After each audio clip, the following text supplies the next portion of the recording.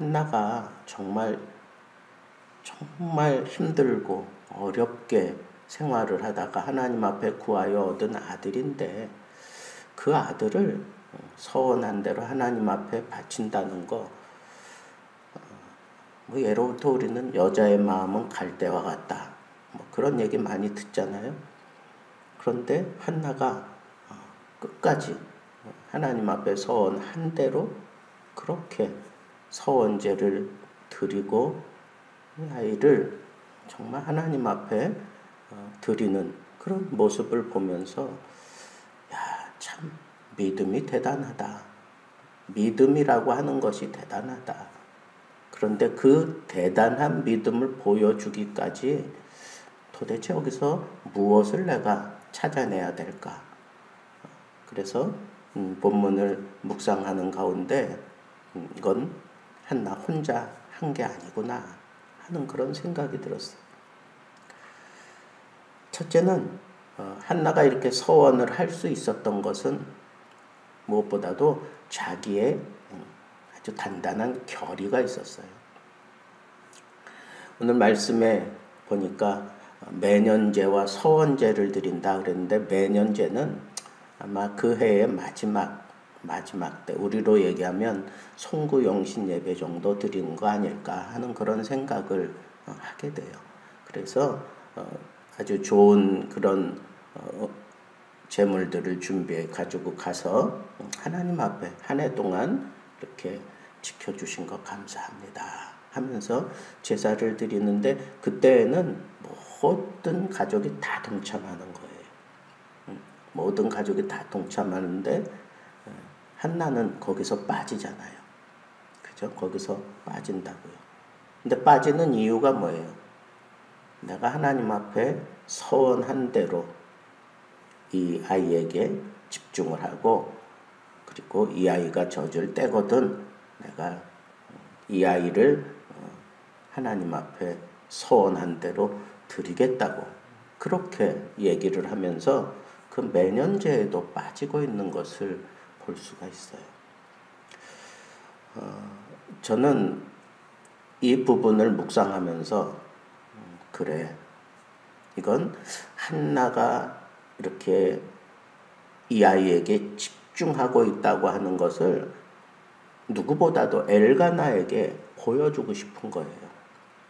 성경에 보면 아내가 이렇게 아이를 하나님 앞에 바치겠다고 서원할지라도 남편이 허락하지 않으면 그건 무효화되는 거예요. 남편이 허락하지 않으면 얼마든지 무효화시킬 수도 있다고 분명히 성경에 그렇게 기록되어 있습니다. 그렇다고 하면 이 한나는 자기가 하나님 앞에 얻은 아들, 내가 서원한 대로 하나님 앞에 드려야 되는데, 누가 가장 큰 걸림돌일 수 있어요? 남편이에요.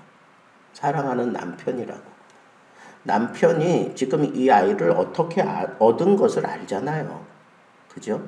한나가 이 아이를 어떻게 얻은 것을 안다고. 그리고 한나가 분인나로 인해서 그렇게 심각한 어려움을 겪고 살고 있는 것도 안다고요. 그래서 한나에게 더 많은 것을 주면서 나는 너를 여전히 사랑하고 있다고 하는 것을 그의 삶 속에서 보여주었었잖아요. 그런데 이 아이를 하나님 앞에 드리고 나면 또다시 아이를 얻는다고 하는 보장을 엘가나가 할 수 있을까요? 엘가나의 능력에 의해서 이 아이가 태어난 것이 아니라 하나님이 허락해 주셔서 태어난 아이라고 하는 것을 엘가나도 알고 한나도 아는 거예요. 그런데 또 그 지옥 같은 생활이 또 이어질 수도 있잖아요. 이 아이를 바쳤으니까. 바치고 나면 더 이상 엘가나의 자식이 아니잖아요. 한나의 자식이 아니잖아요. 하나님께 드려진 거니까. 그런 어려움을 충분히 예상할 수도 있었다는 거예요.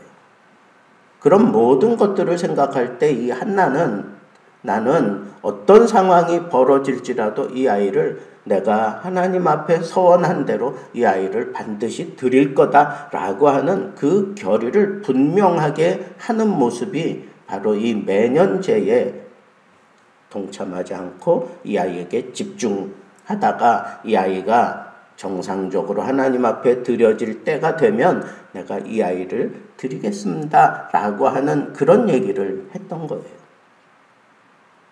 그랬을 때 엘가나가 뭐라고 그렇게 대답합니까? 너의 소견에 좋은 대로 해라. 네가 원하는 대로 해라 그런 얘기예요. 네가 원하는 대로 해라. 그러면서 뭐라 그래요? 여호와께서 말씀하신 대로 하나님의 뜻대로 이루어지기를 바란다 라고 그렇게 대답을 하면서 한나를 안심시키고 있는 것을 보게 됩니다. 저는 참 엘가나 멋있는 사람이다. 엘가나가 참 멋있는 사람이다. 그래서 그런지 21절 그 첫 단어가 뭐예요? 그 사람 엘가나가. 그 사람 엘가나. 그냥 뭐 지시대명사 써가지고 그 사람 엘가나 그럴 수도 있겠지만 저는 뭔가 이 기록하는 사람의 마음속에도 이 엘가나의 어떤 그런 신앙에 찬 그 결의와 그 행동이 대단하게 느껴졌기 때문에 그 사람이라고 하는 표현을 하지 않았을까. 나중에 한나에게도 그 여자 이런 표현을 합니다. 뭐 부창부수라고 그랬나요? 어쨌거나 저는 여기 엘가나와 이 한나는 하나님 앞에 서원함에 있어서 부끄러움이 없는 모습으로 행동하고 있는 이런 모습을 보면서 참 대단하다, 멋지다 하는 그런 생각이 드는 거예요. 아마 성경 기자도 그런 것들이 지울 수가 없어서 그 사람 엘가나, 그 여자 한나 이런 식으로 표현한 것 같다 하는 그런 생각이 문득 들었어요. 여러분, 이 문제에 대해서는 그 사람이지 이런 칭찬을 듣고 그런 표현할 수 있잖아요. 봉사하는 거 유민재 집사지 뭐 이렇게 인정받는 거잖아요. 그런 식으로 표현한다는 것 자체가. 여러분, 우리가 헌신을 할 때 내가 하나님 앞에 서원했다고 다른 사람들 눈치 아무것도 보지 않고 그냥 내 뜻대로 내 생각대로 내 시간에 내가 원하는 만큼 내가 한다 하는 그런 의식으로 해야 될 때도 있지만 그보다는 이렇게 나의 이 서원제가 그 누가 봐도 정말 박수 쳐줄 만하고 그 누가 봐도 그냥 고개가 숙여지고 그 누가 봐도 정말 대단하다 하는 그런 서원제가 되도록 한나는 그렇게 만들어 갔던 거예요. 그리고 이 한나가 이렇게 자기가 서원한 대로 결의만 했을 뿐 아니라 아이에게 집중해서 양육을 해요. 여러분, 교육학자들은 아이가 태어나서 1년 10개월 얘기합니다. 10개월. 그리고 길게는 3년을 얘기하는데 그 안에 그 아이가 평생 살아가는 평생에 걸쳐서 내가 나의 모습을 보이며 살아갈 수 있는 가장 소중한 것들이 그때 다 이루어진대요. 지식적인 이런 면보다 더 중요한 건 그 내면의 성품이며 그 내면의 어떤 지혜며 뭐 이런 것들이 그때 다 이루어지는데 사실 그때 어머니 품에서 젖을 빨면서 아이가 그가 가져야 될 성품과 그가 가져야 될 어떤 그런 번득이는 지혜와 뭐 이런 것들을 사실은 그 어머니 품속에서 다 갖는 거예요. 어머니 품속에서. 그러니까 한나가 이 아이가 어리더라 그런 거 보니까 한 3살쯤 돼서 받쳐졌다고 보는데 그 3살 될 때까지 한나는 이 사무엘에게 집중했어요. 자기 온 가슴으로 이 아이를 양육하는 일에 집중했다고요. 그래서 이 아이가 이제는 하나님 앞에 들여져서 이제 더 이상 인간의 어떤 손때보다는 하나님이 직접 이 아이를 붙들고 가르쳐야 되겠다라고 하는 그런 판단이 섰기 때문에 이 아이를 제사장에게 데려가서 바치는 그런 서원죄를 드리는 것을 보게 됩니다. 우리는 무언가 이렇게 서원을 해놓고 꼭 야곱같이 그렇게 서원할 때가 있어요. 하나님께서 나로 평안히 아비 집으로 돌아오게 하시면 그때 내가 세운 이 돌멩이가 성전의 기둥이 될 것이고 또 내가 살아가는 동안에 필요한 만큼 하나님께서 풍성하게 채워주시면 내가 마땅히 하나님 앞에 11조를 드릴 것이며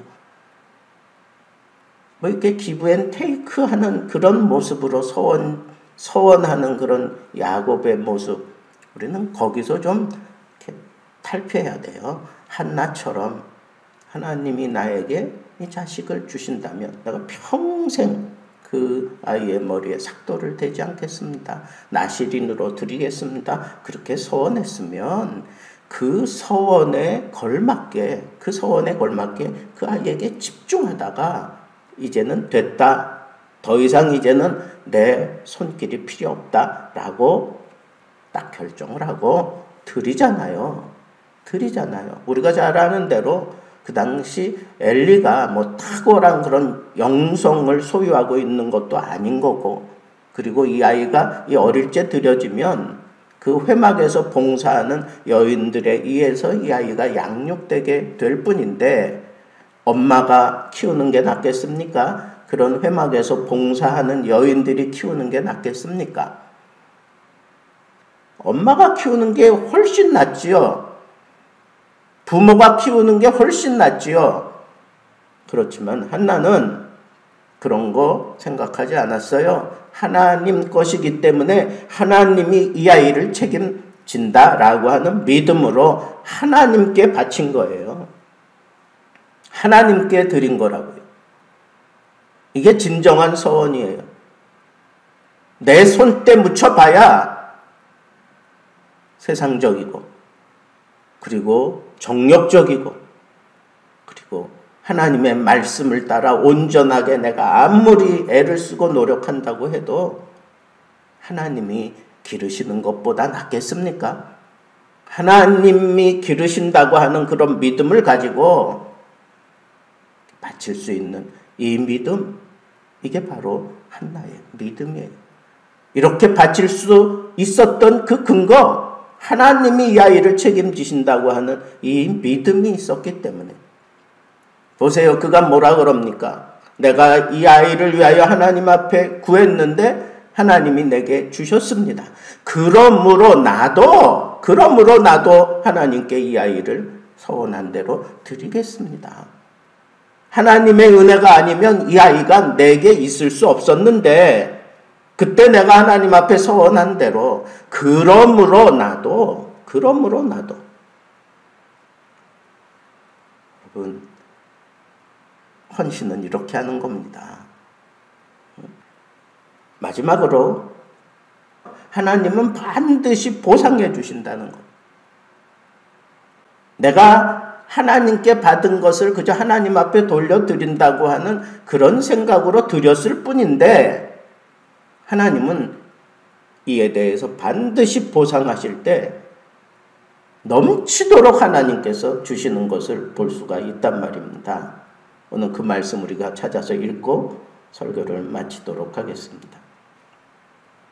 2장 20절 말씀 한번 읽어보겠습니다. 엘리가 엘가나와 그의 아내에게 축복하여 이르되 여호와께서 이 여인으로 말미암아 내게 다른 후사를 주사 이가 여호와께 간구하여 얻어 바친 아들을 대신하게 하시기를 원하노라 하였더니 그들이 자기 집으로 돌아가매 여호와께서 한나를 돌보시다. 그로 하여금 임신하여 세 아들과 두 딸을 낳게 하셨고 아이 사무엘은 여호와 앞에서 자라니라. 여러분, 지금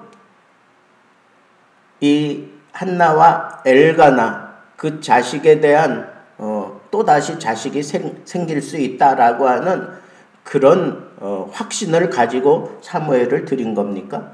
아니에요. 아이를 드리니까 그때 엘리가 엘가나와 그 아내 한나에게 축복했어요. 뭐라고 축복했습니까? 다른 후사를 주사